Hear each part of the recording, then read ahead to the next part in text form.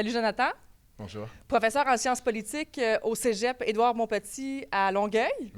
Alors, ça fait plusieurs semaines, plusieurs mois qu'on entend parler des visées impérialistes, en fait, des États-Unis avec l'actuel président Donald Trump. Mais dis-moi, c'est pas une première dans l'histoire des États-Unis, là. Souvent, dans l'histoire, on a vu que les États-Unis ont voulu d'autres territoires. Là. Dans un premier temps, ce qu'on va voir, en fait, c'est que les visées, avant d'être impérialistes ou extraterritoriales, si je puis dire, elles vont commencer par être une forme d'expansion à l'intérieur des frontières. Et si on regarde, par exemple, après la création des 13 colonies américaines, on a un premier moment d'expansion qu'on pourrait qualifier une expansion à l'intérieur des frontières du territoire reconnu comme le territoire américain aujourd'hui.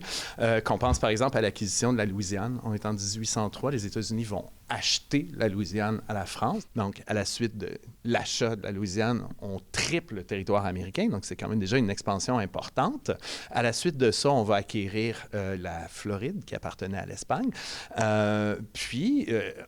Rapidement, cette expansion à l'intérieur des frontières aboutit à des confrontations, des tensions, comme par exemple la guerre avec le Mexique. Donc, dans un premier temps, on annexe le territoire du Texas, on en fait un État américain, ce qui provoque une guerre, un conflit avec le Mexique, qui va aboutir cette fois-ci à l'acquisition de territoires vers l'ouest de ce qu'on connaît aujourd'hui comme le territoire américain. Donc, vraiment, on voit que les visées expansionnistes des États-Unis, ça date pas d'hier.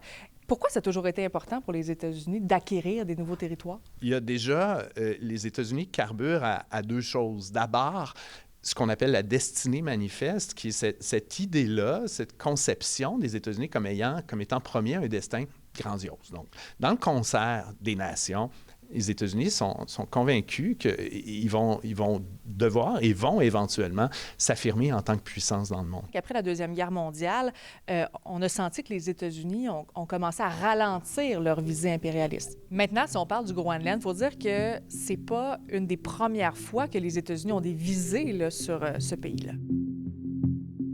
Y avait-il vraiment nécessité d'une acquisition territoriale au lendemain de la Deuxième Guerre mondiale, alors que l'État en question, c'est le Danemark, le Groenland étant rattaché au Danemark, le Danemark faisant partie de l'OTAN, il n'y a pas de nécessité pour assurer la sécurité de ce territoire-là d'appartenir aux États-Unis à proprement parler. Mais en même temps, il y a des bases américaines qui se sont installées à partir des années 50, là, quand même. Absolument.